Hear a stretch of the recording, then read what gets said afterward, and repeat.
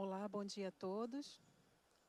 Bom dia a todos. É um prazer receber vocês aqui no nosso Expo Zibram. E hoje a gente aqui no painel 32, a gente vai estar falando sobre economia circular e a recuperação de materiais e também vai ter o lançamento do segundo guia de circularidade do setor mineral. Né? Fiquei feliz em saber que esse ano 32 empresas então aderiram. E esse número 32 se repetindo aqui, painel 32 e 32 empresas então na publicação do IBRAM. Bem, a gente tem o prazer aqui de receber especialistas que hoje tratam da questão da economia circular no Brasil, no mundo, um tópico muito quente, um tópico que remonta ao avanço das técnicas que versam sobre sustentabilidade. Então, os especialistas hoje vão falar, né, sobre o olhar para a mineração. E a economia circular, então, como uma forma de recuperação, adição, né, e retenção de valor, essa é a proposta. Então, as normas da série ISO, eu vou pedir que a primeira palestra, eu já estou me antecipando aqui por conta da ordem das palestras, que seja, né, então, do Davi, eu vou apresentar ele já já, porque o Davi coordenou uma comissão, a comissão ISO, o Comitê Técnico de Economia Circular, o TC 323. Então, o Brasil e a França, né, Davi, compartilharam essa coordenação e o Brasil teve papel preponderante, né, nas discussões, em todos os debates, em todas as frentes. Todas as normas publicadas tiveram ali a participação efetiva do Brasil. Então, é um prazer enorme receber aqui, então, Davi Tempo. Ele é superintendente de Meio Ambiente e Sustentabilidade da CNI, Confederação Nacional da Indústria, economista com mestrado em Administração Pública pela EBAP, da FGV, no Rio de Janeiro, e especialização em Meio Ambiente e Sustentabilidade também para a FGV. Muito bem-vindo, Davi. The floor is yours. Bom, primeiro, muito obrigado, Lúcia, aí, pela introdução. Queria aqui já iniciar agradecendo ao IBRAM pelo convite. É sempre uma oportunidade, uma necessidade da gente estar a todo momento, né, dando publicidade, jogando luz ao assunto de economia circular. Acho que é um assunto que ele vem evoluindo bastante ao redor do mundo, então a gente tem transitado bastante, não só a nível nacional, mas também internacional, e a gente percebe a evolução dessa agenda. Claro que a gente ainda tem bastante desafio, né, mas também muitas oportunidades, né, considerando aí as vantagens comparativas que o Brasil tem, para que a gente possa, né, escalar cada vez mais essa agenda aqui no nosso país. Eu trouxe aqui uma apresentação onde eu já queria trazer alguns números introdutórios, né, mostrando também a importância do setor industrial. Né. Hoje, para que a gente tenha uma indústria forte e, consequentemente, um país forte, a gente tem que resolver, né, alguns problemas, superar algumas barreiras para que a gente continue em termos de evolução e traga também aí a competitividade no bojo da nossa estratégia. Hoje temos aí 1/4 de participação no PIB, né, cerca aí de 30% de arrecadação previdenciária, 60% mais ou menos de investimento em P&D e também aí participação em termos de exportação de bens e serviços e, claro, também aí uma quantidade aí bastante significante de empregos gerados. A gente traz aqui em termos de representação da CNI, né, isso é importante a gente mostrar porque mostra também o alcance, né, até onde a CNI, a partir do seu sistema, ela pode chegar, né? Então, representamos aí 27 federações de indústria, 1.300 sindicatos e cerca aí de 930 mil estabelecimentos, né? Então, a gente consegue chegar naquele município mais difícil para que a gente possa aí endereçar agendas de interesse do setor industrial. A CNI ela já trabalha há 3 anos, né, com a estratégia rumo à economia de baixo carbono. É claro que a gente trabalha bastante a agenda de transição energética, então temos aí um programa chamado Aliança que vai implementar formas de eficiência energética naqueles setores mais energointensivos, um programa chamado Aliança que iniciamos desde 2015. Hoje já estamos aí na segunda versão, vamos atender 24 grandes plantas industriais. A ideia é que um pequeno investimento em termos de processo, né, dentro de uma planta industrial, você já tem aí uma economia significante de energia. Claro que isso traz também princípios de economia circular, expansão de renováveis, eólica, solar, biomassa, novas tecnologias como hidrogênio de baixo carbono e captura de carbono, e também como fortalecer cada vez mais a nossa política nacional de biocombustíveis. É claro que todos esses temas que a gente falou, a gente consegue trabalhar também num nível tático operacional, seja num projeto de lei, seja no ato normativo, seja por meio de projetos e programas. Um outro pilar sobre o mercado de carbono, isso também conversa bastante com a economia circular, a partir do momento que você tem uma redução em termos de emissão e, consequentemente, você pode transformar isso em crédito de carbono. Então, como viabilizar esse mercado regulado é o que a gente vem discutindo dentro do Congresso Nacional, né, e principalmente que a gente tenha alguma coisa que converse, principalmente no ambiente internacional, né, para fazer frente aí a arcabouço regulatório como o CBAM, que vem sendo aí implementado a nível de União Europeia. Um terceiro pilar sobre conservação florestal, também bastante a ver com a economia circular. Muitos complementam, né, esse pilar falando de bioeconomia circular, mas a ideia aqui é entender que existe uma agenda de comando, controle, fiscalização do governo em termos de redução de desmatamento ilegal, principalmente aí para tratar questões relacionadas à imagem, à reputação, mas também abre oportunidades para o setor privado a partir da exploração sustentável, né, dos recursos biológicos, principalmente aí a indústria de fármacos, cosméticos e também de alimentos, né, trazendo aí a bioeconomia no centro das oportunidades. E por fim, uma agenda de economia circular, uma agenda que a gente já trabalha há algum tempo, vou passar um pouquinho mais à frente, um histórico, mas de forma bastante resumida, a gente vai trabalhar a logística reversa, né, uma linha bastante importante da nossa Política Nacional de Resíduos Sólidos. Trabalhamos algumas propostas em termos de compras públicas sustentáveis, né, considerando aí o poder de compra do poder público, e também aí a parte do projeto de lei, né, a Política Nacional de Economia Circular, e também a estratégia que foi lançada aí pelo governo mais recentemente. Aqui é só para ilustrar, né, e começar, né, um warm-up aqui da nossa conversa, mas aqui lembra muito a tabela periódica, aquelas linhas, né, e aqueles recursos mais escuros são aqueles que vão acabar mais rápidos. Então, traz aí a necessidade da gente começar a trabalhar cada vez mais os princípios de economia circular, ou seja, a migração de uma economia linear para a economia circular. Aqui alguns números em termos de desafio: seremos 10 bilhões de pessoas, né, consequentemente o consumo aumentará bastante e, consequentemente, também, né, a questão dos resíduos, né, tem aí uma estimativa de 70% até 2050. Extração de materiais, 60% de incremento e, claro, também, né, quão significante é esse processo em termos de impactos ambientais relacionados à terra e água. Aqui um spoiler para vocês, né, uma nova versão da pesquisa que vai ser lançada pela CNI. Faremos aí um evento de lançamento no mês de outubro, né, mas a ideia aqui é já adiantar alguns elementos, algumas informações para vocês, né, considerando a evolução da temática aqui no Brasil. Continuamos ainda em termos de percepção, né, um pouco aquém do que a gente almeja. Claro que a ideia é a gente ter a pesquisa para orientar toda a nossa estratégia, orientar todo o nosso plano de ação, mas ainda falta muito conhecimento sobre o que é economia circular, qual o seu papel. A parte de financiamento ela entra, né, com bastante força, né, então não só na agenda de economia circular, mas em outras agendas, que, né, a chamada agenda verde sempre aparece, né, transição energética, financiamento é chave, a agenda de descarbonização é chave, enfim, a economia circular também não é diferente. Então a gente trabalha, né, mecanismos que possam trazer algum tipo de facilidade e acesso a um recurso financeiro mais acessível, mais competitivo. A falta de colaboradores qualificados também é um tema importante, ou seja, como que a gente vai preparar uma mão de obra qualificada para receber essa nova economia. Então, acho que é um papel também que o SES e o SENAI pode ajudar bastante em termos de qualificação profissional, e aí entra em toda a agenda de Green Skills, de Green Jobs, né, que vem sendo discutidos em vários eventos e também discussões internacionais. A parte de mensuração, acho que foi tratada no ambiente da ISO, a gente pode ver um pouco mais à frente, mas aqui é importante a gente entender o momento de cada país, de cada região, de cada setor econômico, enfim, acho que tem alguns desafios que a gente precisa encarar com mais especificidade.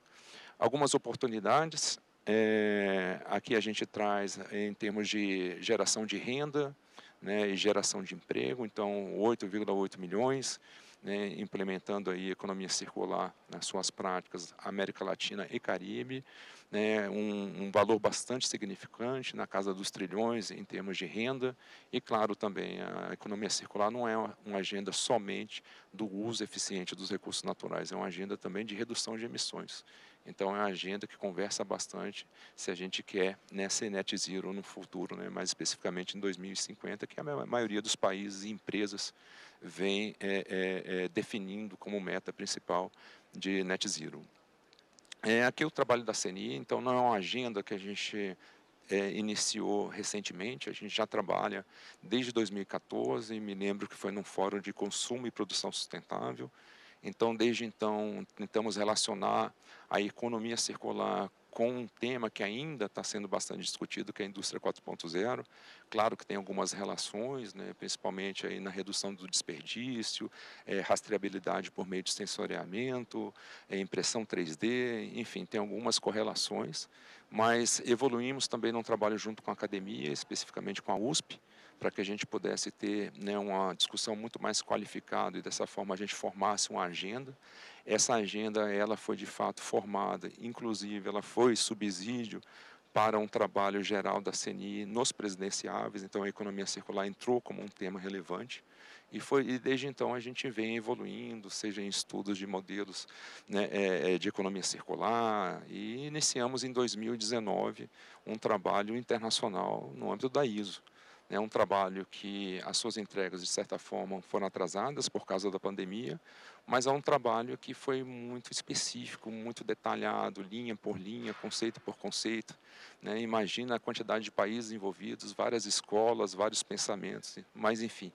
Né, vou falar um pouquinho mais à frente, esse trabalho saiu, né, numa primeira leva, mas a ideia é que a gente utilize toda essa massa crítica acumulada para que a gente possa melhorar as políticas públicas aqui no Brasil.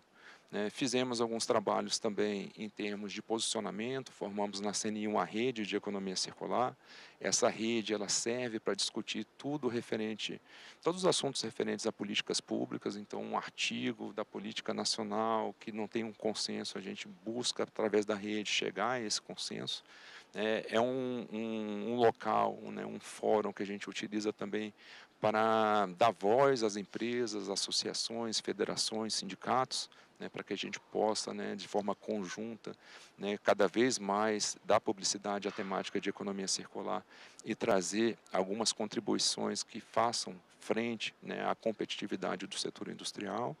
Lançamos também aí uma ferramenta, a Rota de Maturidade, né, um tema bastante importante, é uma ferramenta gratuita, de forma bem resumida, né, a empresa faz um autodiagnóstico e ela define aí a partir dessa ferramenta o seu nível de maturidade em economia circular. Sai com algumas recomendações e aí, a partir daí, ela pode sim desenvolver um plano de ação para que ela melhore, né, cada vez mais esses critérios, esses indicadores e faça essa transição de uma forma mais estruturada. Temos alguns lançamentos ainda para 2024, vou falar um pouquinho mais à frente, mas é muito referente aí às normas de economia circular e um guia prático. Né? O que é esse guia? É a aplicação das normas no mundo corporativo. Então, a ideia que a gente tem aí de lançamento para 2024. Aqui a gente traz de forma resumida, no início eu lembro que na primeira reunião na França, em Paris, se discutia uma norma, né? Acabou que, à medida que a discussão foi evoluindo, estão aí sendo esperadas 5 normas, né? As 3 primeiras já foram finalizadas, né? Ainda existe uma discussão das 2 últimas, então a ideia é que a gente tenha também aí várias normas para que a gente possa aprimorar também esse entendimento.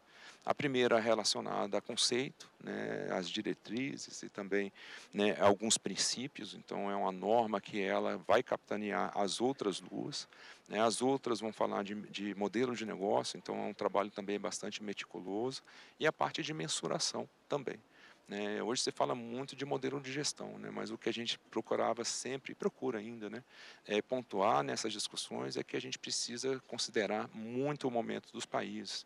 Né? Se você pegar países desenvolvidos, países que já têm a sua legislação, o seu arcabouço legal, regulatório de economia circular, esses estão pensando muito mais aí em indicadores, metas, né, dentro do próprio modelo de gestão.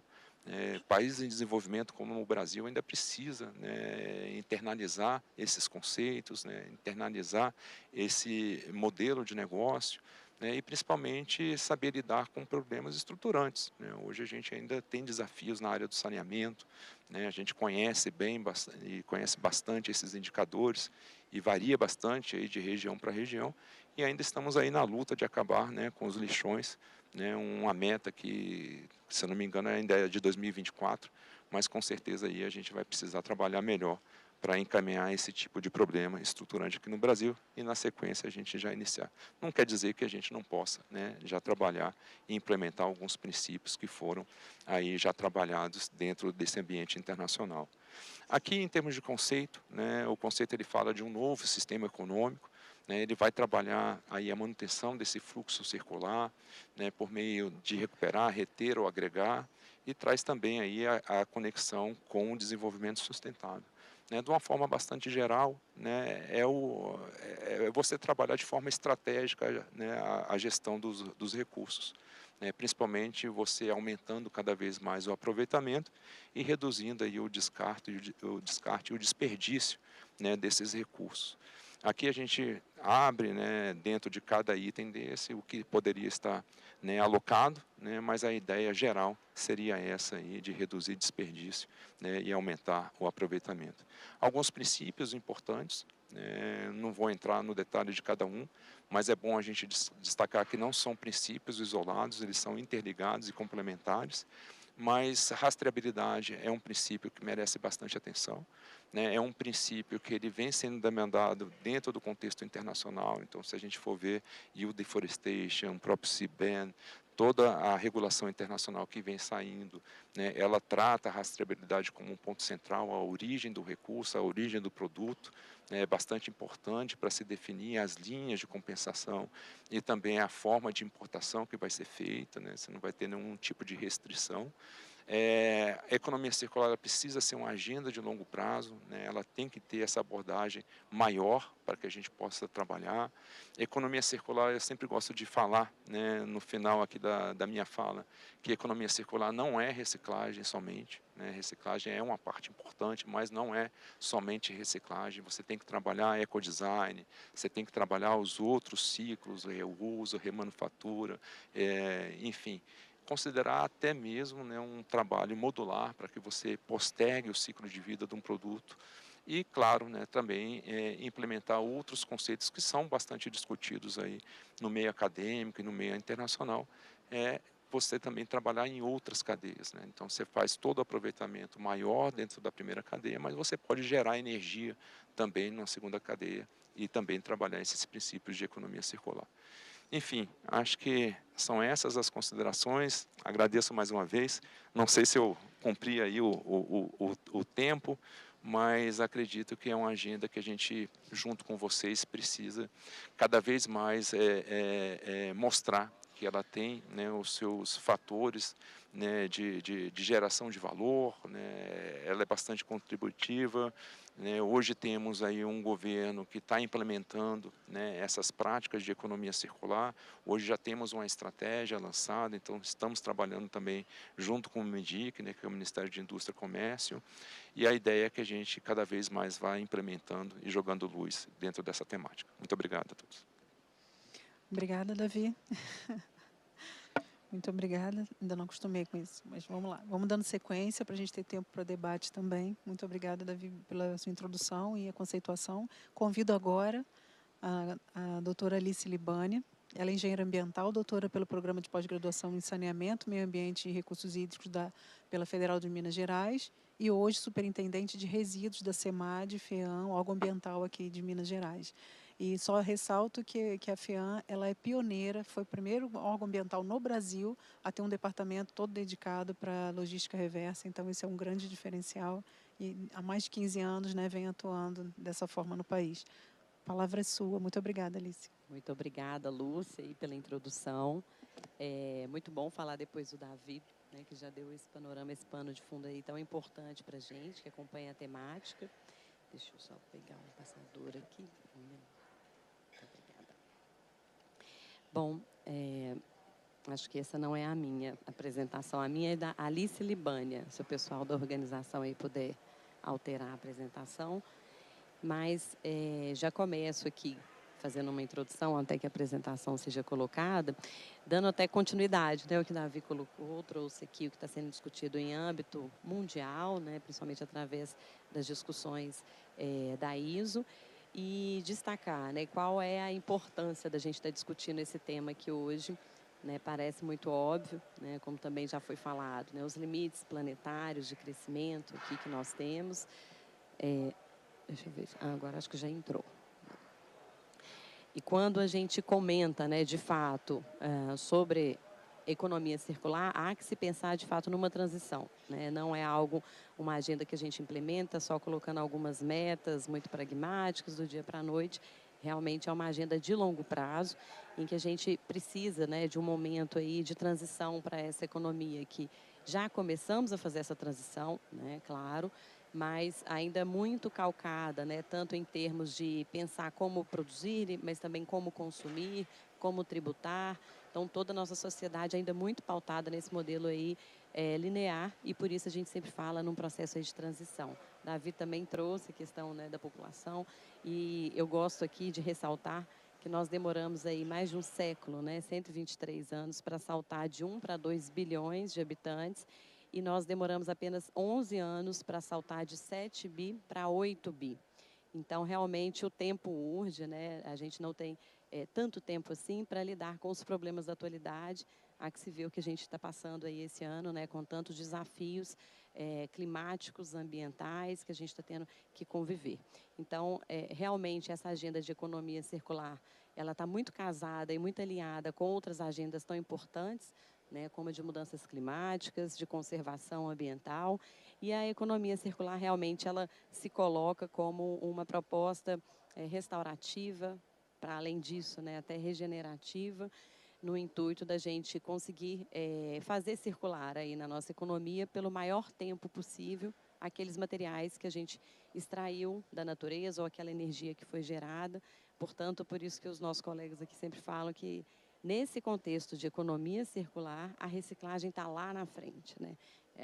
Vamos dizer, o fim do tubo. Mas no conceito de economia linear, que a gente ainda trabalha e vive, a reciclagem ainda é um desafio, um paradigma para muitas cadeias de produtos e resíduos, né? Então, esses são os desafios. A gente tem, a cada dia que passa, uma maior quantidade de resíduos sendo gerada, mas também de variabilidade de resíduos sendo gerada, alinhada à escassez, né, de recursos, de fontes de matéria-prima, que são os materiais aí críticos, está sendo muito discutido aqui também nesse congresso. Consumidores mais exigentes, sim, né, em termos tanto de conforto, durabilidade, mas também de impacto, imagem social que representa o consumo, né, desses produtos e desses serviços. Maiores rigores, né, em termos de normas ambientais, ocupacionais e até de relações sociais também. E também uma necessidade muito premente da gente reduzir o consumo de energia, já que a gente agora é conectado o tempo inteiro. Então, nós temos uma demanda muito grande por energia e trabalhar formas de consumir, pensando nessa redução de energia, realmente é primordial, né? Então, aqui eu só vou fazer também um destaque, como que a logística reversa, que o Davi também destacou aqui na apresentação dele, se encaixa aí dentro dos conceitos de economia circular. A logística reversa, ela é né, das formas aí da gente trabalhar a economia circular, e aqui eu gosto também de ressaltar que a logística reversa não é só retornar o resíduo para a cadeia produtiva, mas já pensar no seu produto ou na prestação do serviço, pensando no pós-consumo e também na extensão da durabilidade daquele serviço que eu estou prestando, daquele produto que eu estou oferecendo assim, para os nossos consumidores. É claro, né, que enquanto órgão ambiental aqui que eu sou, a gente sabe que as metas de logística reversa estão muito calcadas no fim de tubo, na recuperação da massa, né, em termos do que foi colocado no mercado, mas eu faço coro aí nas estratégias que a gente tem que pensar para como também beneficiar aquelas linhas de produto que colocaram no mercado produtos estendendo a vida útil ou pensando no retornável, como que a gente pode abater isso nas metas em relação a quanto ele colocou no mercado no ano anterior, né, para a gente não ficar, de fato, só pensando no fim de tubo, né, na destinação final pós-consumo. E aqui, dentre todas essas cadeias de produtos e embalagens que são sujeitos à logística reversa aqui no Brasil, eu destaco que algumas delas já estão muito focadas, né, nesse retorno, na recuperação de materiais através, né, dos seus resíduos, como eletroeletrônicos. Eu acho que merecem um destaque da gente conversar bastante sobre o potencial de recuperação de materiais secundários a partir de resíduos eletroeletrônicos e que ainda é uma fronteira, né, para a gente avançar. Você tem aí, liderado aí pelo trabalho da professora Lúcia Xavier, está se debruçando muito sobre esse tema, trazendo luz para a gente. Óleos lubrificantes, né, já é uma realidade e uma obrigação, um refino.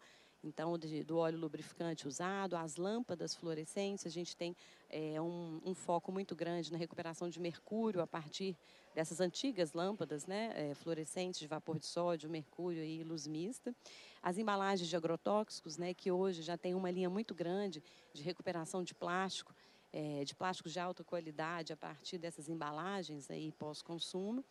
Pneus, né, sendo retornado aí principalmente como, né, na matriz energética para a indústria cimenteira. Pilhas e baterias, né, não sei se todos sabem, mas há já o encaminhamento, né, de todas as quantitativos de pilhas e baterias recuperados aí pelo programa de logística reversa da Green Electron, né, e da ABINE, para retornar para o ciclo produtivo através da recuperação também de metais de interesse, especialmente zinco e outros, e embalagem em geral, que é um grande desafio ainda para a gente poder avançar na recuperação de materiais, de embalagens em geral. Mas o principal ponto é repensar o produto, repensar essas embalagens para que, de fato, elas consigam ser recuperadas, né? E a gente não continuar batendo meta de recuperação, por exemplo, de plástico que não tem valor de mercado com latas de alumínio, né? Então, a gente tem que acabar com essas distorções que acabam acontecendo.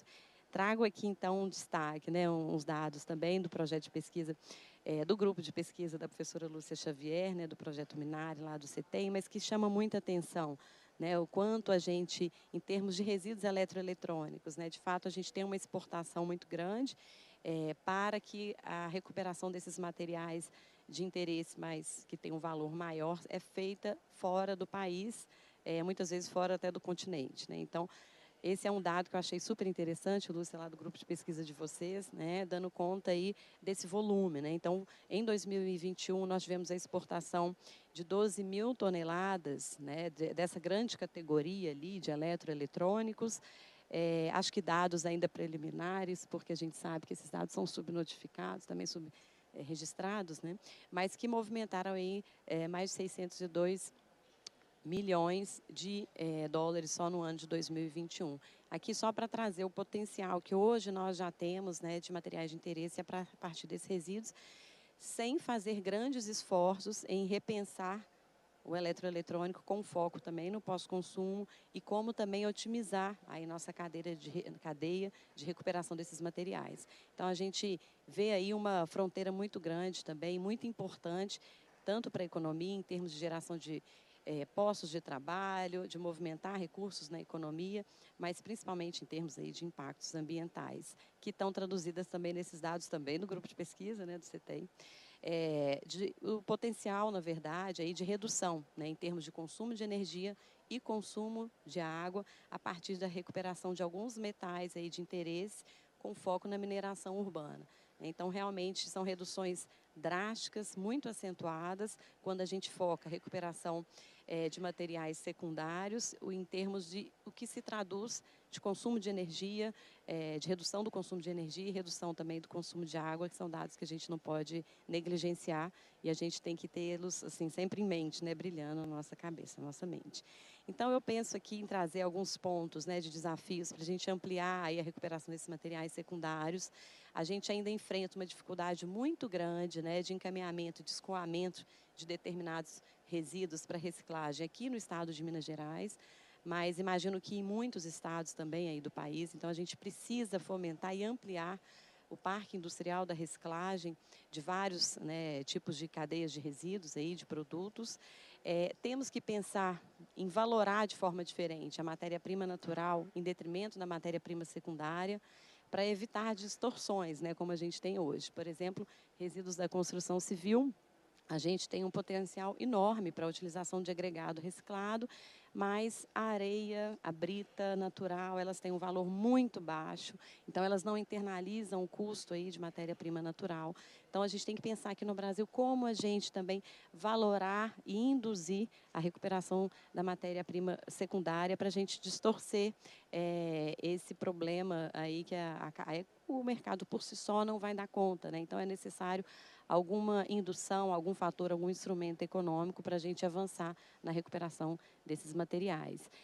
A tributação, né, nesse caso, ela traz aí um gap também, mas também uma oportunidade da gente trabalhar em instrumentos econômicos voltados para a gente tentar induzir essa rota aí da recuperação de materiais, né, pós-consumo. A tributação, eu acho que é um grande desafio realmente para a gente avançar, porque há uma tributação continuada, né, na recuperação desses materiais, sendo que quando eles foram colocados no mercado originalmente já foi paga toda uma tributação para a sua industrialização, né? O desenvolvimento tecnológico, sim, é um desafio para algumas, né, cadeias específicas, então a gente precisa investir em pesquisa, inovação, né, olhando com foco nisso, mas eu acho que é muito importante redesenhar mesmo processos, produtos e serviços. E eu acho que a norma ISO, né, se não me engano, a primeira 10, né, a 5010, ela traz essas abordagens de como trabalhar e prestar, né, de forma diferente o seu serviço ou o seu produto, já pensando na extensão da vida útil daquela solução que você está entregando para o seu cliente, né?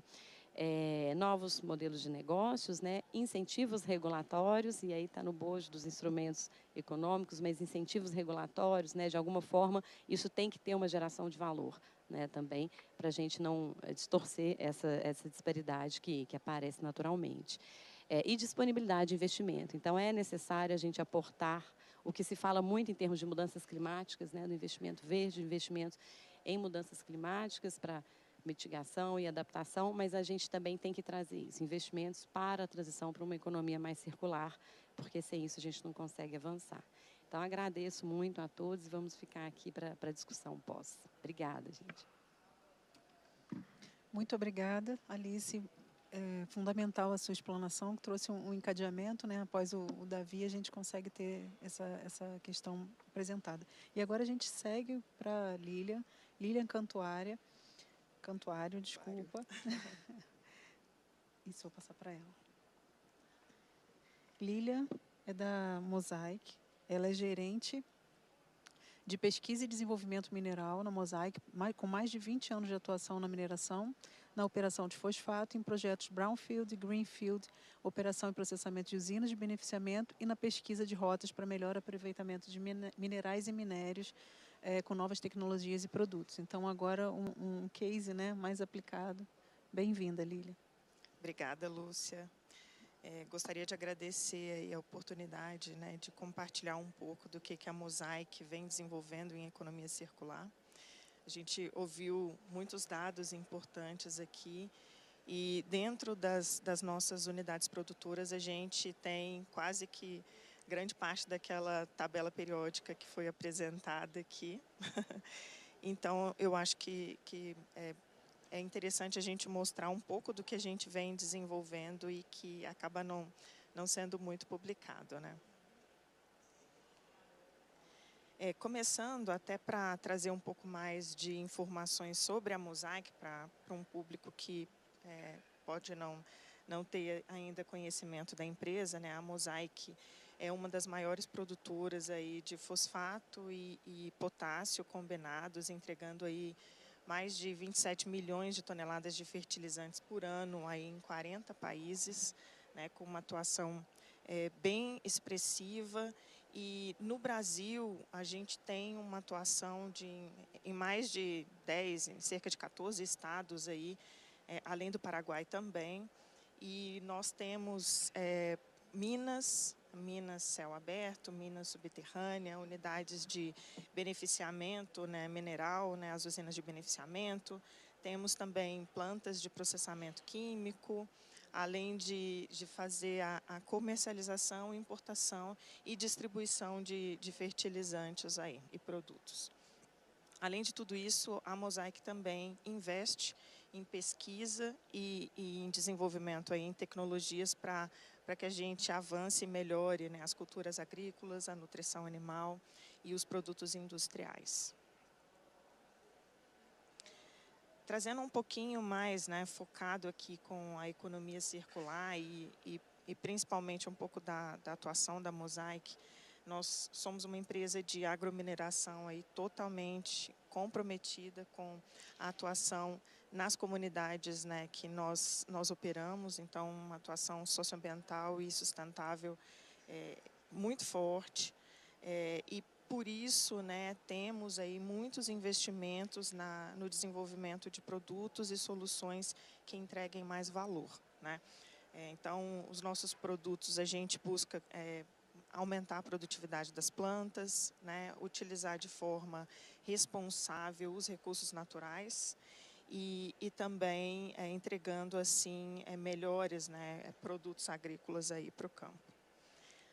A Mosaic tem uma série de programas, né? Eu vou trazer alguns cases aqui, como a Lúcia disse, né, de economia circular, mas nós não podemos deixar de mencionar que outros trabalhos, né, do nosso programa de sustentabilidade, né? Nós temos uma série de programas de segurança de barragens, redução de rejeitos, trabalhamos aí forte com as metas para redução zerar, né, escopo 1 e 2 até 2040 de gases de efeito estufa, trabalhos intensos aí para redução e otimização do consumo de água, né, além dos outros temas também, né, diversidade, inclusão e tudo isso na busca aí para que a gente consiga de forma sustentável, né, e econômica também ajudar o mundo a produzir aí os alimentos de que precisa.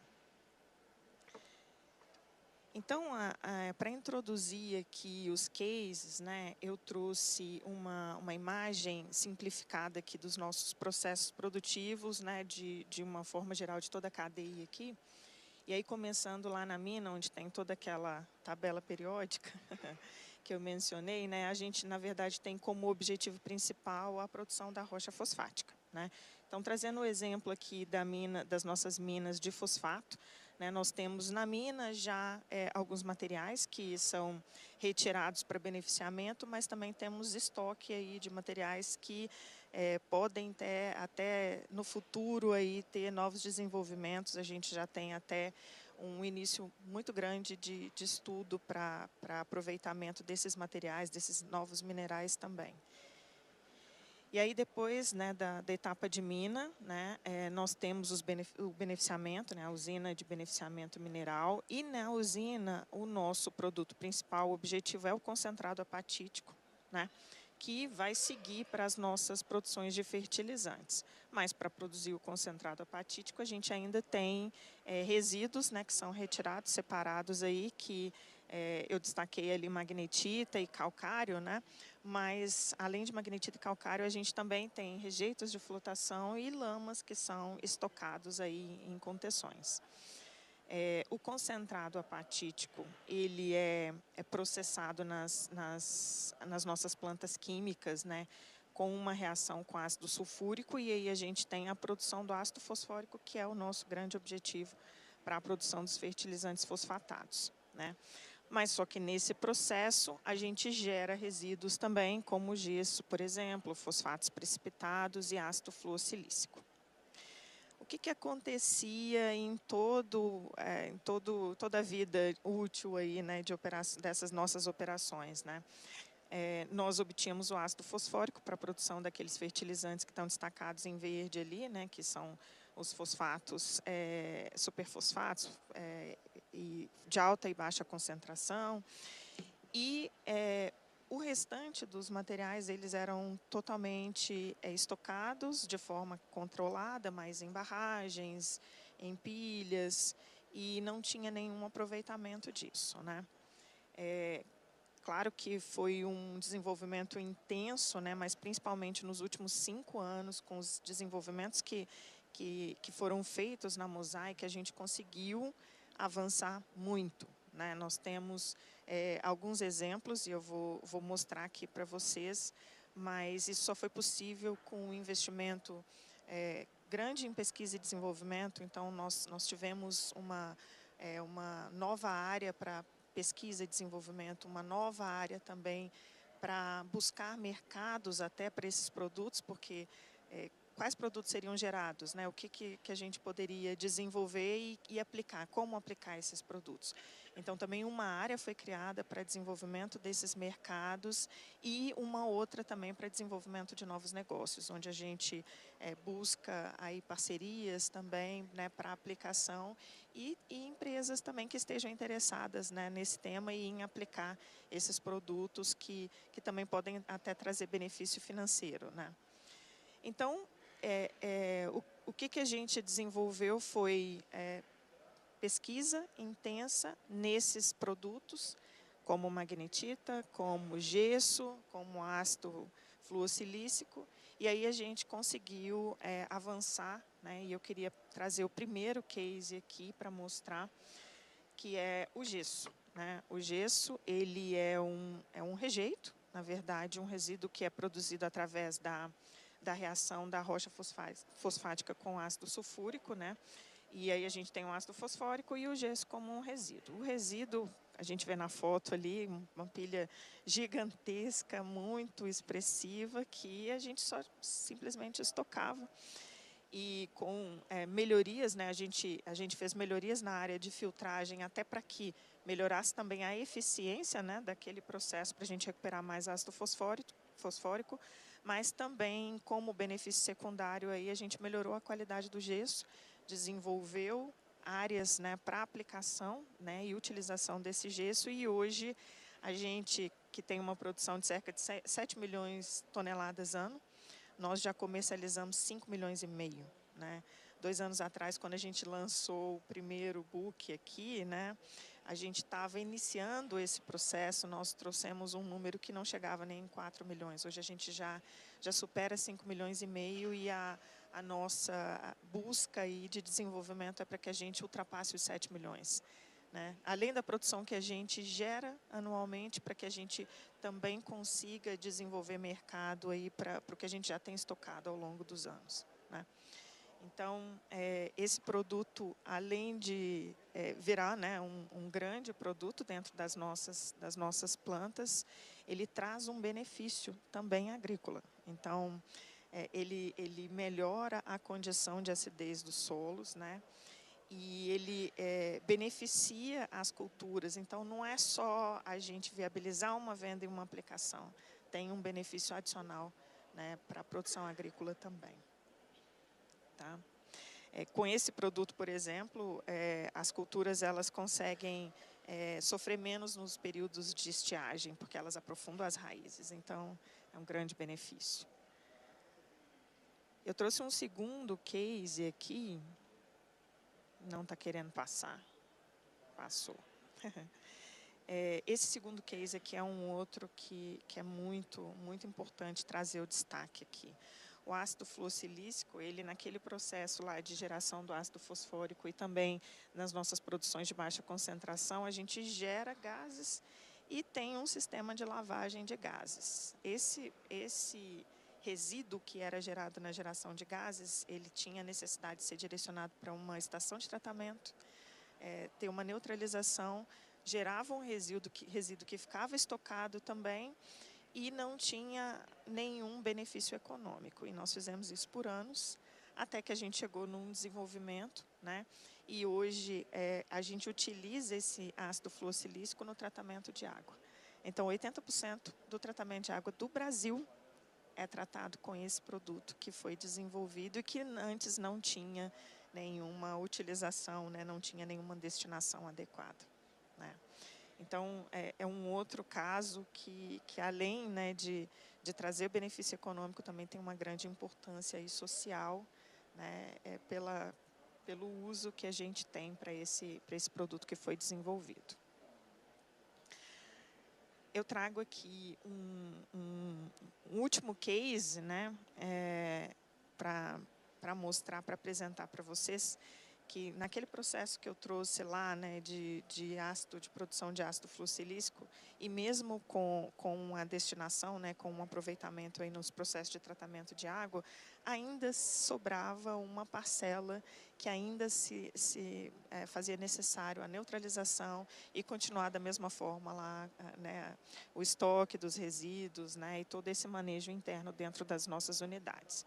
E aí, dentro da nossa área de pesquisa e desenvolvimento, né, foi feito um trabalho e nós conseguimos desenvolver um novo produto. Então, a gente utiliza esse ácido fluosilícico, que não também tinha uso, desenvolveu um novo produto com uma reação com cal, e hoje a gente tem uma aplicação nas culturas como cana-de-açúcar, que traz um benefício ainda associado, que é a de manter, né, com que essas culturas tenham maior resistência a pragas. Então, é um resultado extremamente importante, né, e isso só é possível com muita pesquisa, com muito estudo, com muito conhecimento, aproximação também nas comunidades e também no campo, né, com as aplicações que são feitas no campo. Então, são esses os cases que eu trouxe, mas eu queria mostrar também que, além desses, a Mosaic tem um portfólio, né? Hoje, a gente já conta aí com um portfólio muito extenso, né, de produtos que foram gerados, né, com esses estudos do que antes era resíduo, do que antes era rejeito e era estocado e não tinha destinação. E, inclusive, nós desenvolvemos esses novos produtos e a gente valoriza tanto que nós chamamos de especialidades. A gente não chama subproduto, coproduto, produto secundário ou outros, a gente chama especialidades. Então, esse é o nosso portfólio de especialidades. A gente já tem uma série de produtos aí como especialidades para aplicação industrial, especialidades ácidos e as especialidades agro aí também, na busca da melhoria, né, da responsabilidade, da sustentabilidade, para que a gente utilize adequadamente os recursos, né, que nós obtemos da natureza e, principalmente, que a gente possa ajudar cada vez mais, de forma responsável e sustentável, o mundo a produzir os alimentos aí que precisa. É isso. Lília, muito obrigada. Obrigada pela sua contribuição. Eu clamo aqui, Davi, houve uma submissão de cases, antes de convidar a Lucy, houve uma submissão de cases para publicação, né, na norma ISO de sustentabilidade e principalmente de circularidade na prática. E alguns cases brasileiros foram ali apresentados e certamente a gente acabou de evidenciar aqui um case com aplicabilidade no setor mineral. E é disso que a gente fala quando a gente fala de material secundário, né? A gente estava ali discutindo, é exatamente isso. Então, no caso secundário de processo, mas nós temos secundários de pós-consumo, enfim, pós-venda, e a gente vai avançando. Convido agora a Lucy, doutora Lucy Takehara Shemali. Ela é geóloga, coordenadora do projeto de estudos multidisciplinares de redução de impactos da mineração e promoção da circularidade no setor mineral no Brasil. Ela atua no Serviço Geológico do Brasil, o SGB, CPRM. Muito bem-vinda, Lucy. Obrigada, Lúcia. Obrigada pela introdução. Agradeço a oportunidade, ao convite, né, do IBRAM de estar aqui, compartilhando essa mesa, né, com experiências bastante importantes, das quais a gente vai precisar fazer um intercâmbio para haver trocas, né. A circularidade da mineração no SGB está começando este ano, né. É um projeto que está começando esse ano, mas a gente atua já em parte dessa cadeia, né, de circularidade já há algum tempo dentro do Serviço Geológico do Brasil. Eu vou apresentar aqui alguns casos que a gente já vem desenvolvendo. Então, a circularidade da mineração do Serviço Geológico do Brasil, ele está alinhado, né, ao Programa Governamental Mineração Segura e Sustentável, dentro do Plano Plurianual 2024-27, com o projeto Estudos Multidisciplinares de Redução de Impactos da Mineração e Promoção de Circularidade no Setor Mineral do Brasil. E ele tem como objetivo fomentar a circularidade no setor mineral, por meio de estudos, né, de materiais de descartes e assim contribuir para ampliar a eficiência na produção mineral do país. Dentre a justificativa, eu trago aqui essa figura em que mostra alguns dos metais que são produzidos no Brasil, no mundo, né, os metais são produzidos, que estão associados ou a minérios de óxidos ou a minérios de sulfitos. Quando a gente trabalha com esses tipos de processos de mineralização, a gente trabalha em termos de sistemas minerais, esses metais principais, eles ocorrem associados a outros metais, né? A outros elementos que também têm interesses econômicos, né? E essa figura, nesses círculos, eles apresentam os diferentes graus de maturidade de processos de extração, de produção desses metais, ou seja, o quão avançado estão as infraestruturas de produção desses metais.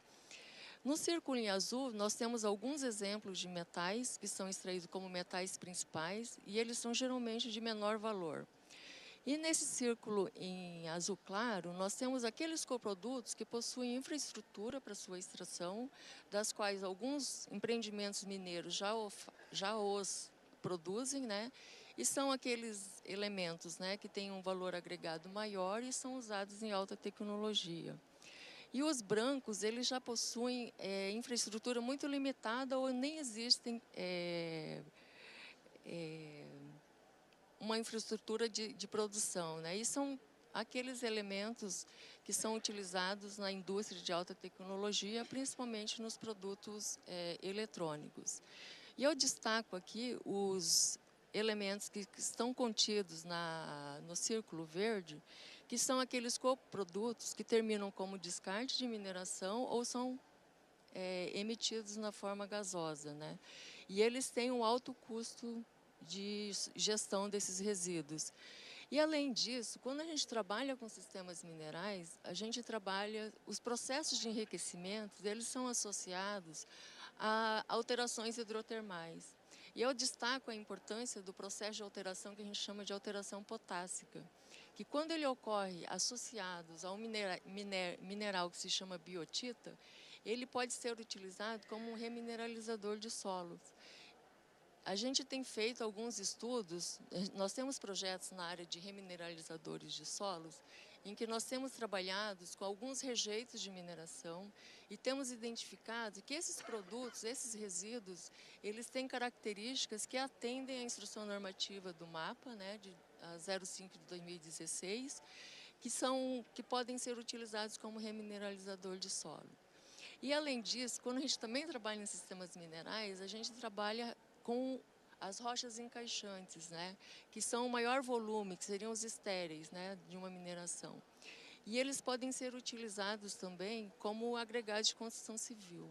E hoje nós tivemos aqui um belo exemplo, que é o exemplo do depósito de potássio, né, em que se extrai outros subprodutos, né.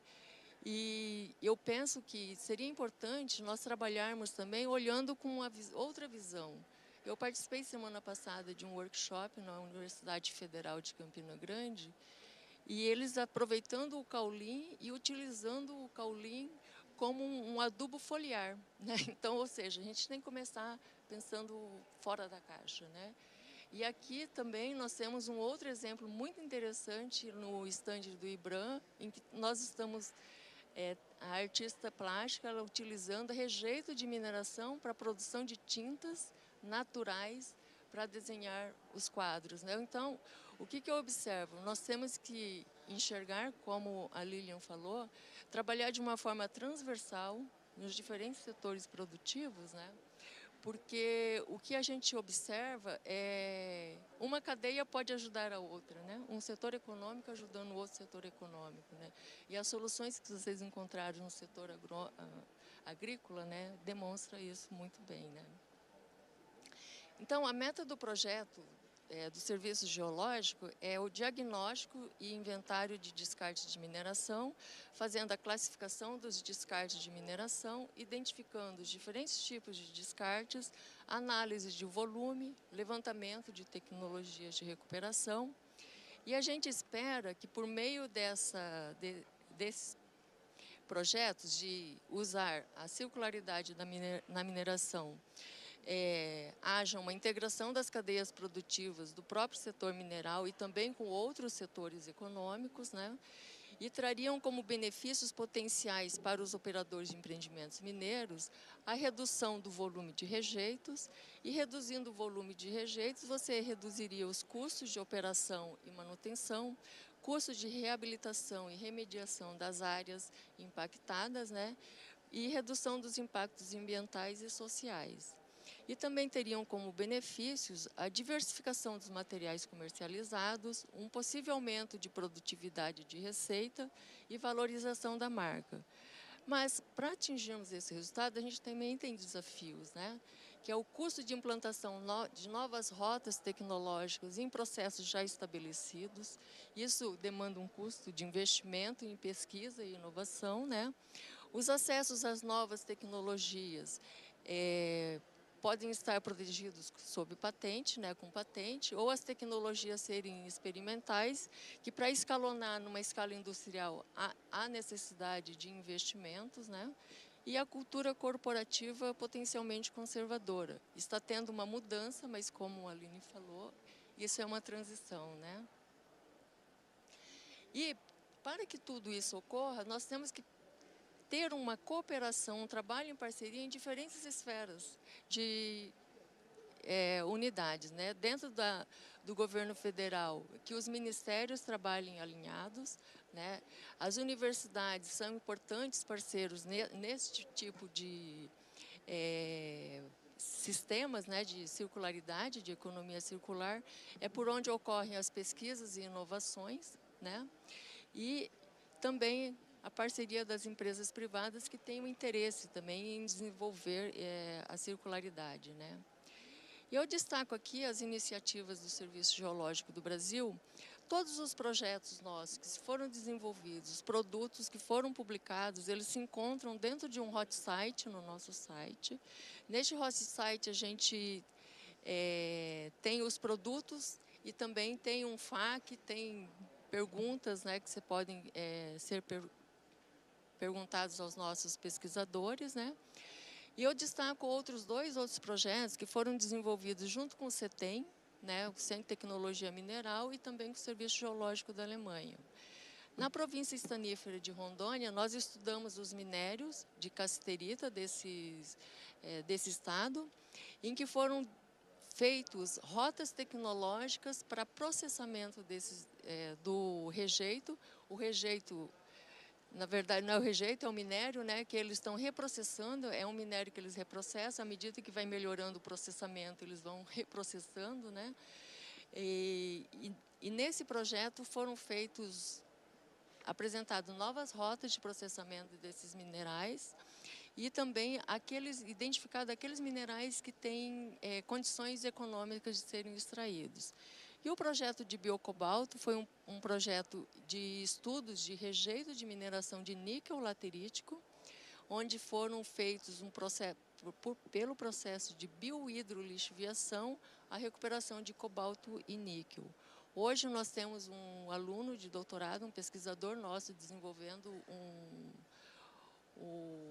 a avaliação econômica desse processo de biohidrolixiviação para a extração de níquel e cobalto.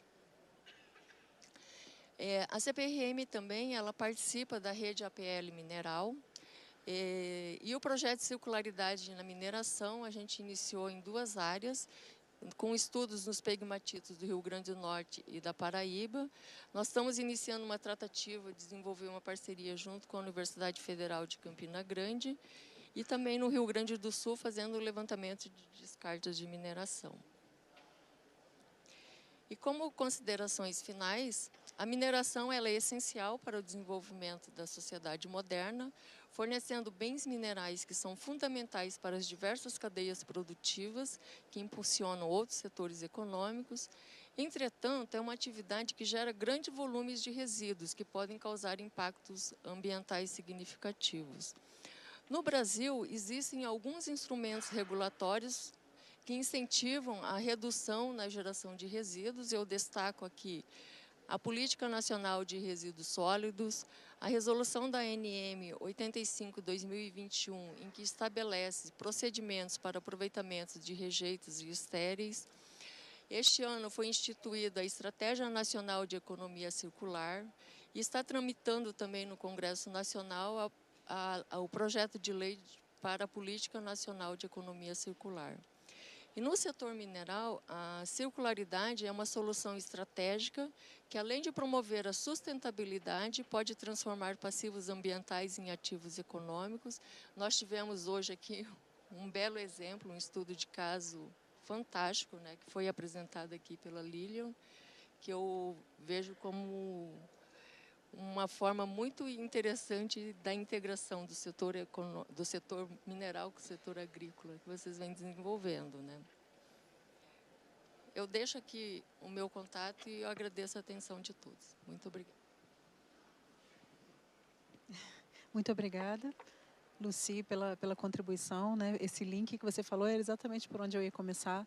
A gente vai iniciar agora a etapa de moderação. Todos respeitaram aqui o tempo, eu agradeço muito. E a gente tem aqui um tempo interessante para a gente poder discutir.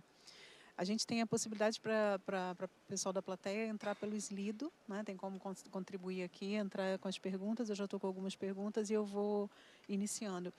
Bem, eu deixei para me apresentar no final, né? Sou Lúcia Xavier, do Centro de Tecnologia Mineral. Alguns dos trabalhos, eu agradeço aqui a referência, né, que foi colocada, a menção de cooperação com o CETEM. E eu vou começar fazendo, né, uma fala engraçada que a gente coloca, né? Se fala muito que o agro é pop, né? O agro é pop, mas a mineração é rock, né? E essa interação... E essa interação, ela de fato existe, ela acontece de uma forma muito fluida. E se a gente não perceber essa relação e como ela acontece, a gente não consegue ver essa interdependência e priorizar as ações que são necessárias. A gente pensa muito em cases de sustentabilidade, de foco da economia circular. O Brasil já é pioneiro por motivos sociais, vamos dizer assim, na recolha e processamento, por exemplo, das latinhas de alumínio. Somos campeões. Um pódio que não nos traz tanto orgulho, mas que nos traz uma atenção e a gente precisa ter um olhar especial em relação a isso. Foram colocados aqui alguns números em termos de peso, em termos de valor econômico, e a gente pode traduzir esses números em eficiência. Então, a gente fala hoje de transição energética, da transição, né, para a economia circular, mas isso tudo remete à questão de segurança. A gente está buscando sair de um espaço de insegurança. É insegurança hídrica, né, falando, porque aqui em Minas Gerais, já me falaram, está 130 dias, mais de 130 dias sem chuva. Então, insegurança hídrica, a gente fala da insegurança energética e a insegurança alimentar. Então, formas de se mitigar esse impacto passa necessariamente as metas que a gente tem em relação à economia circular. Sair do modelo linear para o circular necessariamente é olhar para a eficiência, é olhar para a sustentabilidade e equidade. Então, é um pouco dessas temáticas que eu gostaria de trazer agora. Eu vou colocando aqui as perguntas, mas antes das perguntas eu queria comentar com vocês esse material aqui publicado pelo IBRAM. Né, a gente teve a colaboração com o CETEM, juntamente com o IBRAM. Esse aqui é a versão resumida, né, Cláudia? A gente tem ele mais 2 versões, e todas elas disponíveis gratuitamente no site do IBRAM, e a gente fala de minerais críticos e estratégicos. A política nacional. Então, um projeto de lei já está circulando para construção, para vir a elaboração, então, da Política Nacional de Minerais Críticos e Estratégicos. É o projeto de lei 2780 desse ano, do mês passado, basicamente, né? E aí a gente precisa olhar o que mineral crítico e estratégico tem a ver com a economia circular quando a gente toca no setor de mineração. Toda relação. Porque a dependência desses minerais, então sair da zona de insegurança, né, que eu mencionei. Então a possibilidade de reduzir a dependência desses minerais, a gente olha para a possibilidade de recuperação de valor, agregação de valor, retenção de valor, que a economia circular preconiza.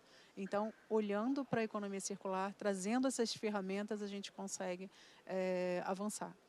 Exemplifiquei aqui o case das latinhas de alumínio no Brasil, mas a gente tem uma série de outros cases que a gente pode abordar e pode trazer com bastante veemência. O Brasil é líder não só nas latinhas de alumínio, a gente tem vários outros cases que podem e devem ser recapturados. O guia que vai ser destacado aqui, lançado na sequência, inclusive, traz muita luz sobre essa temática. Eu vou começar aqui trazendo algumas temáticas, algumas perguntas que foram apresentadas. Eu gostaria de trazer primeiramente para a CNI. A gente falou da transição da linear para circular. É claro que a indústria, a gente falou muito de logística reversa, a indústria tem um papel muito importante. Para o setor de resíduos eletroeletrônicos, a gente tem metas e prazos estabelecidos até 2025. Né? Então, como que essa indústria, eu trouxe aqui o recorte, o exemplo da cadeia de eletroeletrônicos, a gente importa mais de 3/4 dos equipamentos eletroeletrônicos consumidos no Brasil, então a importação também, essas empresas que estão no Brasil, as multinacionais que trazem esse equipamento de fora e formam no pós-consumo as minas urbanas, né, esse material que pode ser reprocessado. Então, isso é um recorte que eu faço. Mas a minha pergunta para a CNI é nesse sentido. Como que a CNI enxerga esse desafio de pautar, né, e trazer a economia circular, e o que a gente pode pensar agora como os próximos movimentos, as normas aí publicadas, né, a intenção de aderência das empresas. Então, quais seriam os desafios, Davi? Bom, obrigado aí pela pergunta, Lúcia. Acho que para a gente iniciar, né, e depois dessa revisão, né, de química, né, que a gente teve aqui, né, a gente sempre lembra, né, da tabela periódica e a apresentação do case aí também acho que gerou aí uma lembrança bastante muito tempo atrás, né, na verdade. Mas eu acho que a apresentação de case, eu acho que ela consolida, né, toda o emprego e as vantagens que a economia circular ela pode trazer.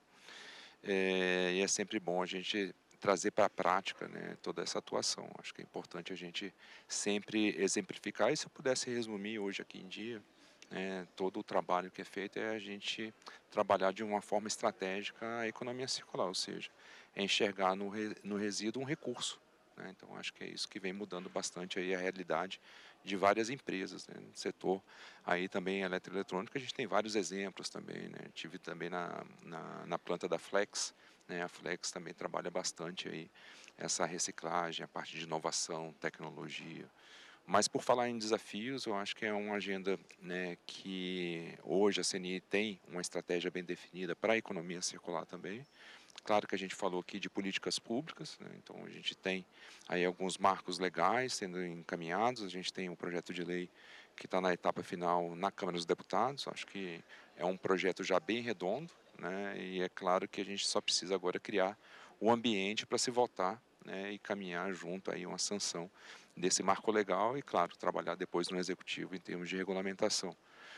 Mas a gente tem algumas prioridades também. Acho que um princípio importante dentro da logística reversa é a responsabilidade compartilhada. Acho que a gente estava até conversando sobre isso, né? Então, tendo do produtor, do importador, do comerciante, enfim, a gente precisa criar mecanismo para que a gente possa atender a esse princípio, né? Então, acho que é um ponto bastante relevante, um ponto que a CNI vem trabalhando dentro do seu fórum, né, nacional de entidades gestoras. Então, a gente trabalha também de forma a posicionar e também sugerir novas propostas para que a gente aprimore cada vez mais, né, a partir da PNRS. Então, é um trabalho aí importante. Financiamento, acho que no painel anterior você falava muito de taxonomia, né? Acho que taxonomia é a ordem do dia hoje, é um trabalho que está sendo conduzido pelo Ministério da Fazenda.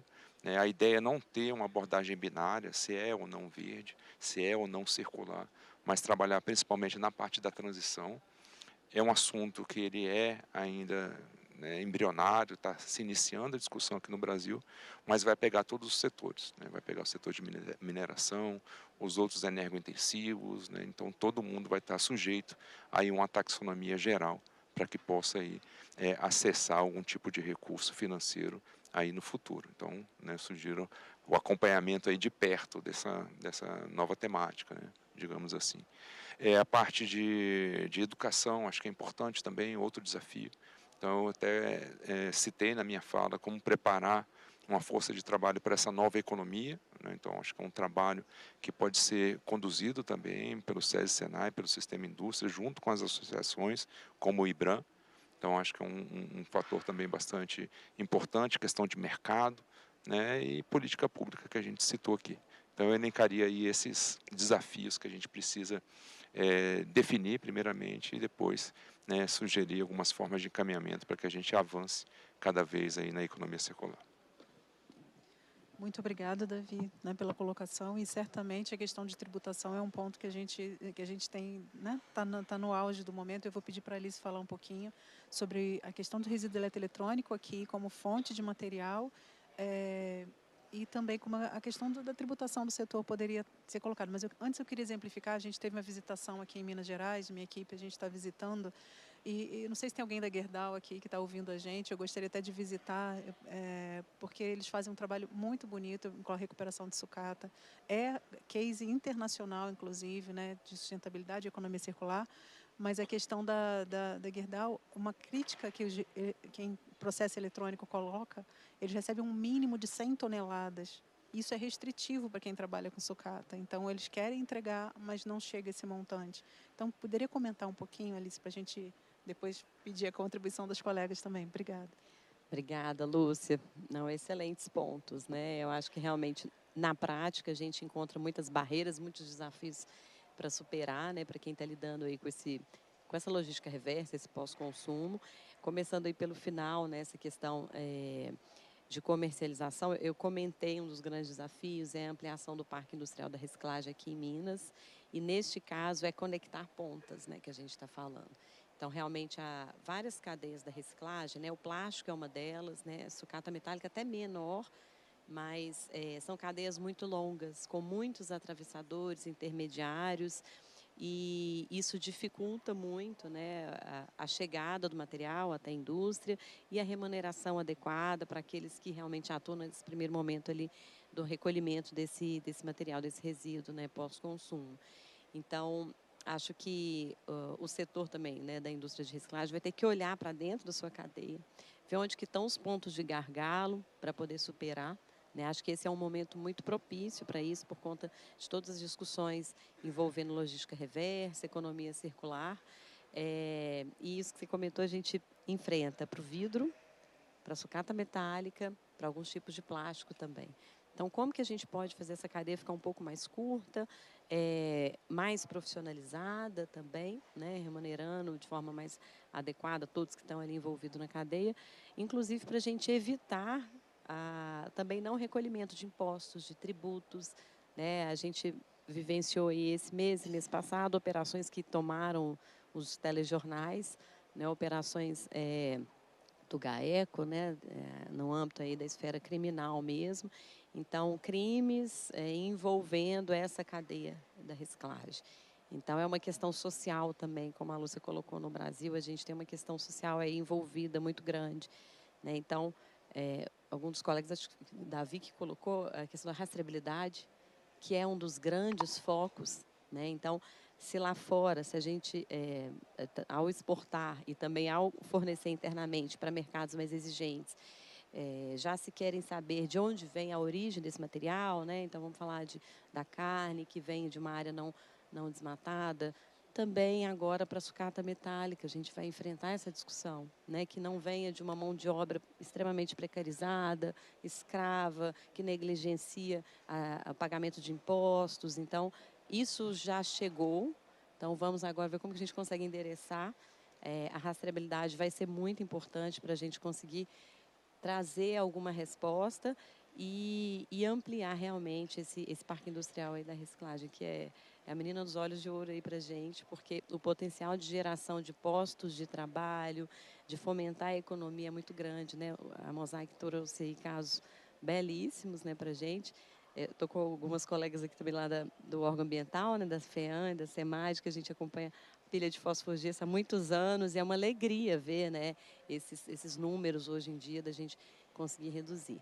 E só para finalizar também, a parte de eletroeletrônicos, né? Então, hoje como nós estamos, né, temos aí a regulamentação toda envolvendo a logística reversa de eletroeletrônicos também, né, em âmbito nacional e em âmbito estadual.